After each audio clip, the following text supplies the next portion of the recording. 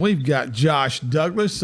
Josh, I'm always impressed with guys that come from up north and come down to our neck of the woods and teach us new things. You had a runner-up finish here at Sam Rayburn. Congratulations, great job. And but Kevin, again, these northern guys sometimes will surprise us when they come down and teach us and show us new ways to catch fish that we don't always think about. Yeah, Josh, again, congrats, man. I know you're an electronics guru, and I know you spent a lot of time, most likely in practice, breaking down the lake with your Lowrances. Kind of walk us through your practice. And I know I watched a lot of live, and I know you said that you spent a lot of time graphing and looking at different structures. But kind of break down practice for us and how you came up with what you was going to be fishing, piles, what depth, and that kind of stuff. Oh yeah, guys! First, thanks for having me on, man. That's pretty awesome to be on. So appreciate you guys want me on to hear how it went on. But my Lowrances were huge. Basically, I came down. This ain't my first time at Rayburn. I actually was kind of. It didn't help at all, but Bob Seeley, who I'm sure y'all know down there. A little bit. We know Bob. Used to do a fall big bass tournament, and they had a pro division. So it'd be like me and Todd Castledine and Keith Combs and Paul Lysonzell. And it was just like a little division. So I kind of was down there this time of year. Unfortunately, none of that stuff played. There wasn't a whole lot of grass in the areas that I was looking to do, and that's what I wanted to do. Especially coming off the FLW tournament we had there this spring, I got paid fishing grass in Harvey, rattle trapping in spring, different time of year. But from Minnesota, flipping grass is something we do. We've always heard the stories on Rayburn being from out of town of, local pros being able to flip big ones out of mats or flipping that edge and catch big ones in school. So it kind of all set up in that fashion where I did that for Saturday and Sunday, and I just couldn't catch crap. I hung around Harvey and Beach and Caney, areas that are notoriously pump fish out of grass. And it was just real kind of hodgepodgey. I just couldn't catch them good. I caught maybe, I had a few bites I missed, and then gosh dang, if there wasn't just a ton of boats, I think with COVID, we're all dealing with that at every lake right now. It's just a lot of people fishing. It's a good thing, but it can be a bad thing too when you're trying to practice. So I think on that Sunday, I spent a lot of time the first day down whatever that other arm is, right by the dam, the big arm towards Buck Bay and back there, and just didn't really do that well. The last time I was here in the fall, there was a good bit of grass back there, but I just didn't find enough of it to like it. And that second day up by the bridge, I probably caught 11 pounds that day and worked my butt off sun up to sundown, punching on that grass line, and just never found anything that I thought was going to do me any good. So that Monday, the first day of practice, I launched there at Castle Boykins, and just I've been around long enough to know where it tends to go down on Rayburn. The 103 bridge area is a good area. There's big bass that hang around there. And I just started putting the pieces together. The water was dropping. There was a ton of boats fishing shallow. We had 200 boats in the tournament. We have co-anglers there practicing, high school tournaments going on. And I just knew that I am a pretty good grass fisherman, and I just didn't do that good doing it all day. So I started idling. I'll never forget it. I found a brush pile there that I fished in that tournament. Actually never caught nothing off it the entire tournament, but maybe a 2-pounder on day 2.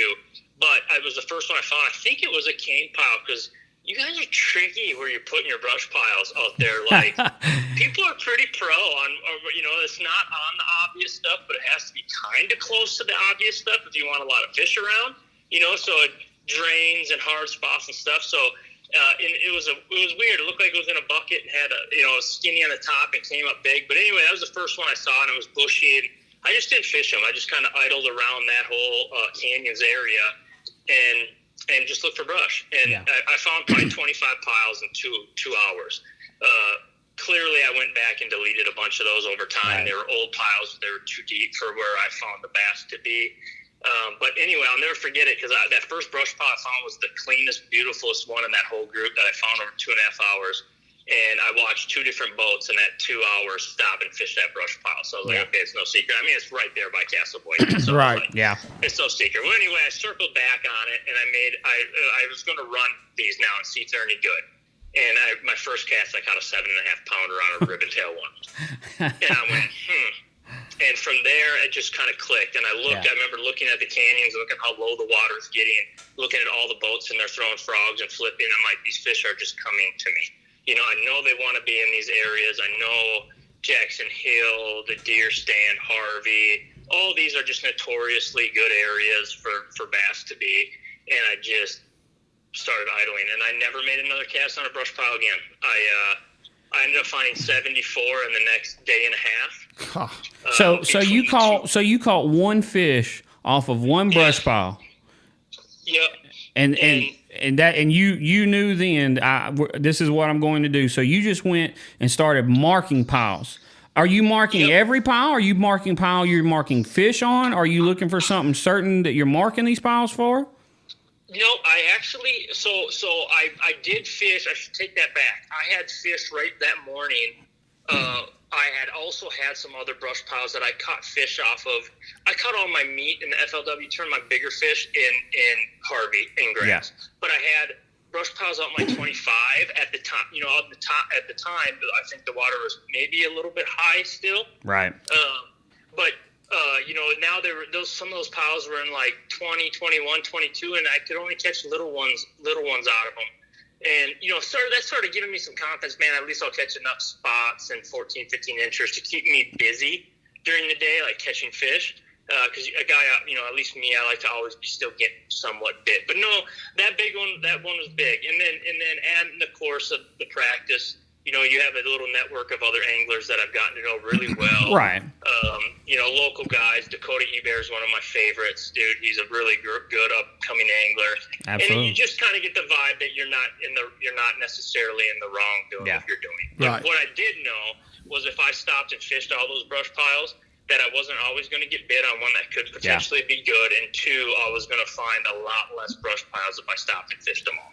Josh, not only that, somebody can see your boat sitting there and know, okay, you must be sitting on a brush pile the way he's fishing. So I just idled them. And then over the course of two and a half days of idling, you start seeing ones that have bigger dots on them or on better spots. And then I remember that last day of practice, I kind of idled around, and I started to delete some that were a little scraggly, a little not so good. But any waypoint I had coming here, which were just from my past experience terms, I fished that high water tournament at FLW 2 years ago, and that was I was like chasing my tail. That was water in the trees for 8 feet high. There's so many. Just when I was lost out there, and all my waypoints were in the pine trees, which was dry now. So I didn't really have any other options. So I just kind of I targeted that particular brush pile was in 12 feet. So that kind of gave me a shallower range right away where I caught that 7-pounder. And so I idled them, and then I just started seeing bigger bass hanging on the brush, and started getting a lot of confidence that. Man, and here's another thing I want to tell you guys. I live on Lake Mille Lacs in northern Minnesota.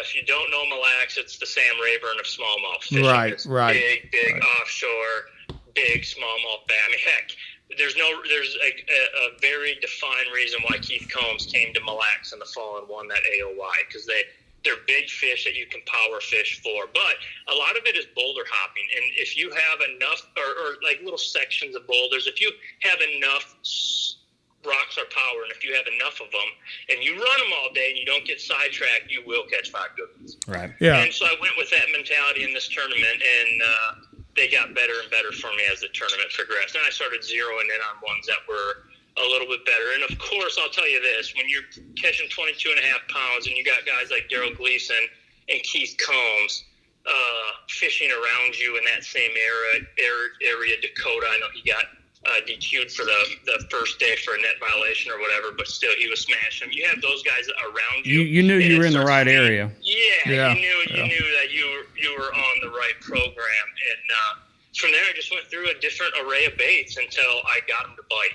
And well, Josh, I want to back up just real quick on when you're finding these brush tops with Lowrance unit, which is what you're running.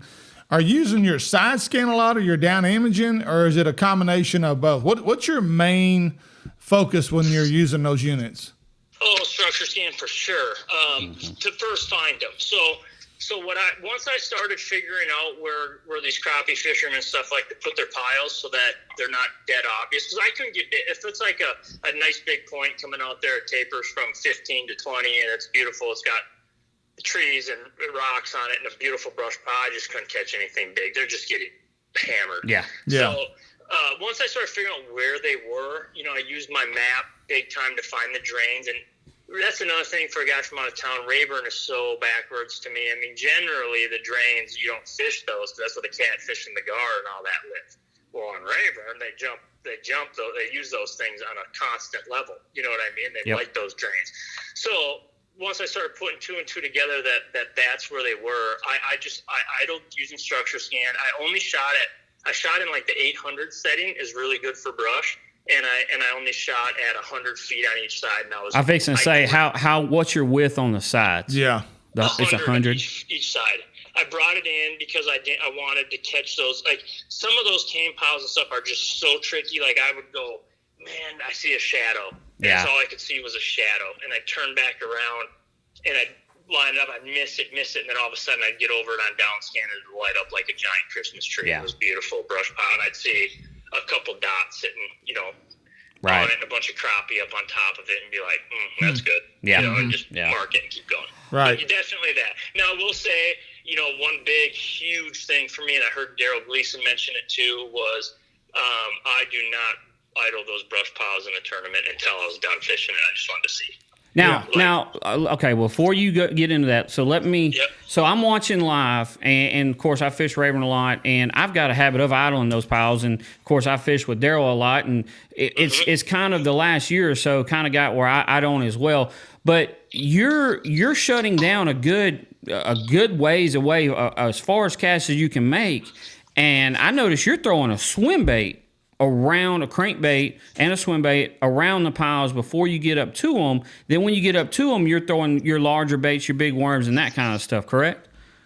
Exactly. I'd start with what I would call a locator bait or a Hail Mary cast. Gotcha. I would, with live sight, I have a live sight on my boat with the Lowrance. That's pretty dang good. I know I know that Panoptics or Live Scope or whatever's been out longer, but that live sight has helped me take a top 10 in the cup last year. I use it on smallmouth all the time. Yeah. So at some point I need to get within 60 feet to really see that brush pile come alive. And you can just see them. You can see that you can see an environment there. Yeah. You know what I mean? Like there's something going on around it and would kind of persistently, keep me on it. But yeah, what I would do is shut down usually about 150 feet. I'd touch the icon as I was getting ready to sit down. And most of my piles, for the most part, would be 100, no more than 100 yards apart. And then I'd have to run to different sections of the lake, maybe Jackson Hill or, over there, or up to the deer stand or up by the bridge or something. But I had multiple piles, and I had 4 areas basically I fished and had multiple piles in those areas. So I just kind of ease up to it, shut down. I did not want to idle it. Those fish are getting smart. They're smallmouth. They're doing different stuff because of electronics. God's got a way of protecting his baby still, no matter how smart we think we're getting. They adapt. Exactly. And they adapt. And so I did not idle those. And, what I would do is either take a crankbait, but that would get hung. I could catch them on it, but it'd get hung. Or I'd throw a swim bait. And I purposely try to get within 100 feet and make a bomb cast where I felt it was going to land over the brush pile. I use my .1 puck to kind of line up where I think it is.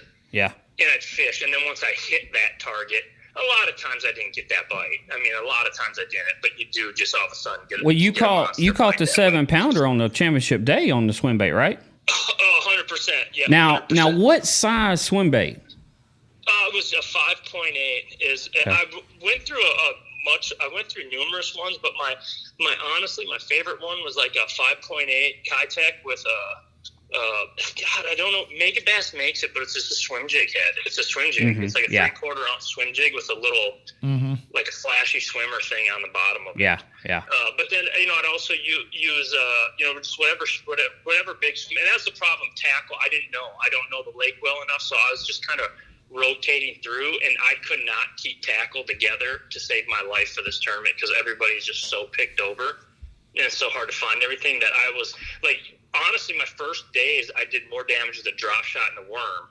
And then I ran out of those worms come day 2, and I just never got any bites on it on day 3. Now, if you watched live, I didn't put it down. I kept throwing it a lot. Now, the drop shot deal. I mean, I know you said on day 2 you lost some big ones. And day 3, You had one. You're over the top of the pile. I mean, so you would idle up to them after you fished them. It did everything you was going to do, and then before you left the pile, you would drop straight down in the middle of the pile.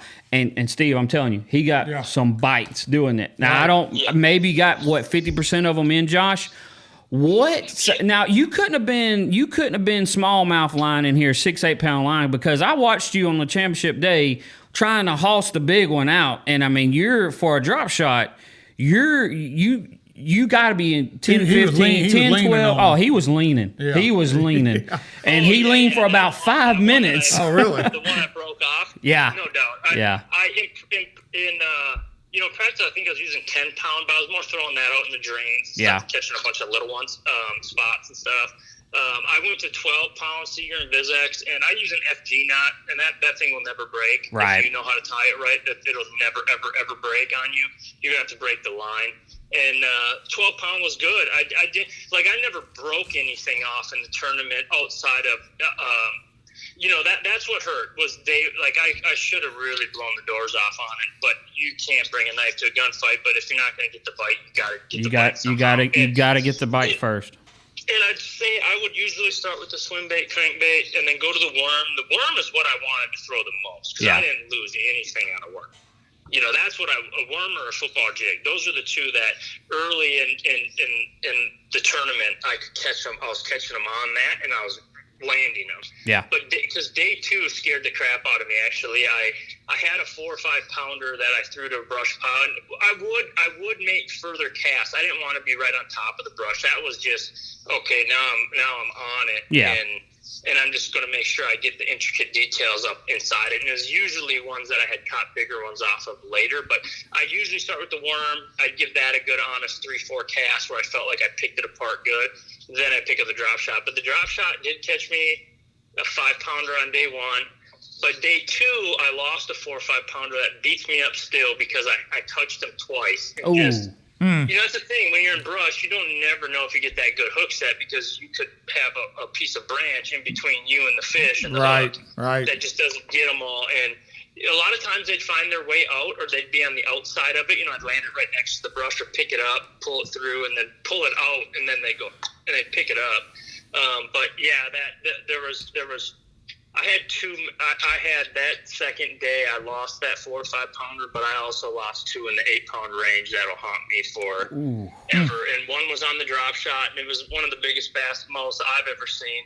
It was the same exact thing as what you guys saw on day 3. I got up, the same thing happened.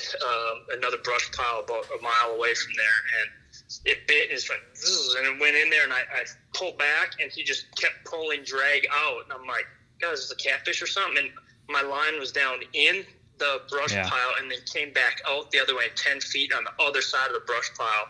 One of the biggest large bass I've ever seen in my life came up and just shook his head. I could see my little robo worm right there, and he turned around and went right. I mean, I had him hooked. He was screwed. I had him hooked, but he went right back in that brush pile, and I promise you to not go in the same way he came out. And it was the same situation. I sat there for forever.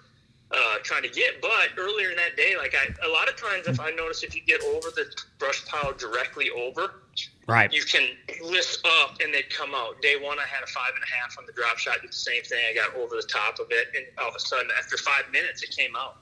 So if you can know that day 3, I swear to God, with every bone in my body, I thought if I could get that fish out of that brush pile, I was going to win the tournament. But No, I agree. I was thinking that watching it as well. Well, Josh, Kevin, we got anything else? Well, we're fixing to get Lee on and talk about. I know Lee, fished shallow in the open the whole time, and you committed deep. We kind of want to get both ends of the perspective from you, Josh. But man, I first congrats. I know it stings a little bit, of course, being second because that first place gets us a chance or goes to the Classic. But man, your day's coming. There's no doubt about it, Josh. Man, I appreciate you and for coming on the show and kind of letting us know how you broke it down.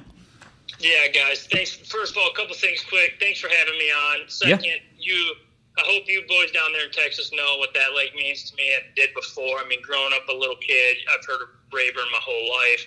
Dreamed of fishing it, and now on my mantle with Mother Trophy sits a Sam Rayburn second place that I know was one of the toughest tournaments in the world to go out there and do well in with all the talent that was in that one. And so that will always mean a bunch to me. I hope to come back there and actually get the job done. I know I'll be back many a times. And if anybody, please follow me, Josh Douglas Fishing, on YouTube, Instagram, Facebook. I try to keep the educational stuff coming all the time.